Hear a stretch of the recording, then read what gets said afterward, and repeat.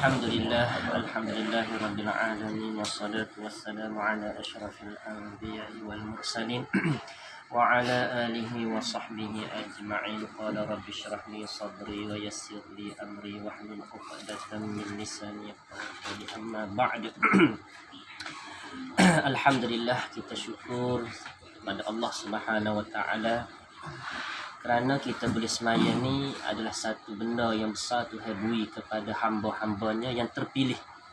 Bukan semua orang boleh semaya. Kadang-kadang kita ni pergi sama dengan anak-anak. Dan kadang-kadang anak pun kata, dulu suruh orang semaya, dah ni abah pun malah semaya juga. Jadi bermakna dia gila gati sama. Jadi semua tu boleh kita buat kerana Allah tolong kita. Dia beri hidayah, dia beri inayah dan dia beri taufik kepada kita dan kita boleh taat kepada dia. Jadi kita kena bersyukur, tak kira masa mana, tak kira bulan mana, tak kira hari mana, kita kena memperbanyakkan rasa syukur kepada Allah. Kerana di hari akhirat ada satu puak yang biasa Nabi cerita, mana puak tu orang panggil Hammadun. Kepulan tu, Jumaah tu, Tuhan himpun dia kerana dia paling banyak bersyukur masa hidup atas dunia. Itu satu puak. Dan ketika mana Siti Zainab anak Nabi, Zainab anak Nabi yang mana dia wafat, dia mati, maka selepas pada Nabi kebomikan mayat dia, maka dia kena himpit kubur. Jadi Nabi teriak, Nabi tahu anak dia tu kena juga himpitkan kubur. Lalu ada dalam hadis Nabi sebut, di antara sebab manusia yang kena himpitkan kubur, salah satu sebabnya iaitulah dia kurang bersyukur dengan Allah. Tapi bagi orang yang mati kecil, bagi orang yang mati dalam iman, dia kena juga himpitkan kubur. Cuma dia kena semeta aja. Tu hari kena semeta, tu hari lepas. Tapi bagi orang yang engkar, orang yang maksiat, orang yang dalam derhaka, orang yang tak beriman, ni himpitkan dia tu sebagai azab. Itu cerita masalah yang banyak. Jadi petang ni kita nak sambung sikit lagi hak kemarin nak ayat mari. Ada disebut dalam hadis baginda Nabi sallallahu alaihi wasallam, katanya Nabi, buniyal Islam buniyad dinu ala, Nabi kata dibina Islam itu di atas an-nazafah. Islam ini dibina di atas kebersihan. Bersih di sini kita kena tahu ada 4 perkara. Kita telah tengok dalam kitab Bimbingan Mukmin bagi Imam Ghazali sebut, bersih ni ada 4. Pertama, bersih daripada najis dan hadas. Kita nak sembahyang ni. Yang kedua, bersih daripada dosa. Bersih daripada dosa. Yang ketiga, bersih daripada akhlak yang dibenci, yang tercela. Yang keempat, bersih daripada syirik. Jadi kita nak bawa mati ni kena bersih belaka. Amalan kita kena bersih daripada benda yang tak sah semaya kita. Yang kedua, bersih akhlak kita, perangai kita. Sebab tu kadang-kadang kita ni ada anak belaka dah. Kadang-kadang kita kata, ya anak ni tak juruh. Jadi tak juruh tu tak bersih perangai dia tu. Yang ketiganya, bersih daripada akhlak yang tercela. Yang keempatnya, bersih daripada sifat syirik kepada Allah. Ini benda yang paling besar. Jadi kita kena ngaji banyaklah tu insya-Allah. Jadi dengan sebab kita hari ni kita semaya dah.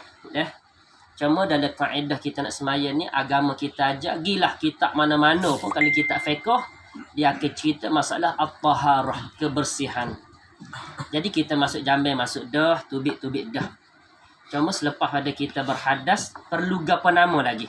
Jadi perlu kepada nak ambil semaya. Nak ambil semaya ni benda yang paling penting. Dalam hadis yang panjang Nabi cerita, siapa-siapa dia menyempurnakan wuduk dia, siapa dia ambil semaya comel dia ambil, maka daripada ambil di rumah dia sunat dah. Kalau kita nak pergi masjid, air semaya ni sunat ambil di rumah. Dan pula kalau rumah tu dekat, sunat berjalan kaki. Kerana dalam hadis Nabi kata, siapa-siapa dia yang ambil semaya di rumah dengan sempurna, dan dia pula berjalan kaki dengan tak gaduh, maka setiap langkah yang dia berjalan saat ni diampunkan dosa dia dan diangkat darjat dia. Lalu apabila hadis ni Nabi cerita kepada sahabat, lalu sahabat bertanya, ya Rasulullah, darjat tu setinggi mana? Kalau kita kata pangkat tu setara mana? Kalau Nabi dengan umat, jauh, tikah jauh. Tapi Nabi kata orang beriman apabila dia buat hak Nabi suruh, Tuhan suruh, dia akan dapat darjat di sisi Allah. Lalu sahabat tanya, satu-satu darjat ni setara mana? Nabi kata selama 500 tahun perjalanan. Satu pangkat, satu darjat.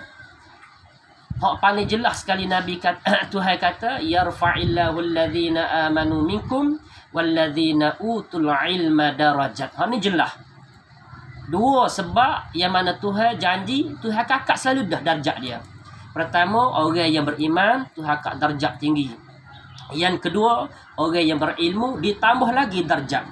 Sebab iman kita tak akan sempurna selagi mana tak menambah ilmu. Ibadah kita tak akan sempurna selagi mana kita tak menambahkan ilmu. Jadi dengan bertambah ilmu, maka semakin tinggi darjat kita di sisi Allah. Jadi pada petang ni ringkaslah kita nak cerita mari. Ambil Ismail ni pahala paling banyak sebenarnya. Dan sebab Nabi biasa tengok dalam syurga, dalam peristiwa Isra' dan Mi'raj, yang mana Nabi tengok, Nabi dengar satu suara yang berjalan di atas dalam syurga. Maka Nabi bertanya, suara siapa tu? Sedangkan kiamat tak lagi, hisab tak lagi, tetapi ada dah bunyi orang duk jalan dalam syurga. Lalu Nabi bertanya, suara siapa tu duk jalan ni? Maka keluar daripada suara tu, inilah amalan Bilal bin Rabah. Sedangkan Bilal tak mati lagi, tak wafat lagi. Lalu cerita ringkasnya, Nabi turun. Lepas pada tu, maka dia kata, ya Bilal, aku dengar dalam syurga ni suara selipar kamu. Menunjuk kata amalan kamu diterima dah di sisi Allah. Lalu aku nak tanya, semenjak kamu masuk Islam, apakah amalan yang hebat sampai setara tu? Maka jawab Bilal bin Rabah, ya Rasulullah, semenjak aku masuk dalam Islam ni, aku jaga kebersihan diri aku, dan setiap kali aku habis wudu, aku berwuduk semula. Lepas ambil Ismail, habis Ismail, ambil Ismail semula. Selepas pada ambil Ismail, aku semaya 2 rakaat, semaya sunat wudu. Maka katanya Bilal, boleh jadi hak tu lah. Boleh jadi. Bilal kata, boleh jadi hak tu. Maka Nabi kata, ya sunat. Jadi menunjuk kata Ismail ni besar. Sebab itulah Nabi kata, siapa dia yang senantiasa duduk dengan Ismail, orang ni dijaga oleh malaikat. Tapi siapa dia yang duduk dalam cemar, orang ni dilikungi oleh para iblis. Kata dalam kitab, satu kitab, lupa nama dia, dia kata setiap hari ni iblis duduk sekeliling kita ni lebih ke 300. Bukan malaikat, ada syaitan.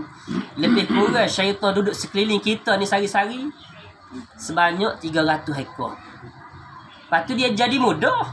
Buat-buat syaitan ni jadi mudah. Kita jalan selisih pohon tu, tubik beranak dia. Selisih, tubik, selisih, tubik. Syaitan ni ramai. Tapi tugas dia apa nama? Tugas dia nak menyesatkan kita, nak tipu kita. Itulah nak ayat kata, kelebihan hari ni kita boleh dengar, usahalah nak ambil Ismail tu payah, tapi Nabi buat, Nabi cerita ganjaran tu besar. Lebih-lebih lagi nak tidur malam malah. Lebih-lebih lagi punya sejuk malah. Lebih-lebih lagi hak paling payah sekali masa kita sakit, malah ambil Ismail. Tapi usahalah duduk dengan Ismail ni satu benda yang berkat, satu benda yang telah dijamin oleh Nabi sendiri. Sekadar telah balik petang ni, insya-Allah. Mudah-mudahan apa yang kita dengar tu, kita letak azam, cita-cita aku nak buat tak boleh buat esok, lusa. Biar ada cita-cita, sekadar itulah. Jadi yang baik kita dengar ini bukanlah hak kita tu, bukan ilmu kita, tapi Tuhan tunjuk kita boleh tahu. Dan insya-Allah mana salah silap tu kita pakai baiklah buat kita semua. Mudah-mudahan adanya berkat di antara kita sama-sama dah. Sekadar itulah, wabillahi taufiq wal hidayah. Wassalamualaikum warahmatullahi taala wabarakatuh. Subhanallah.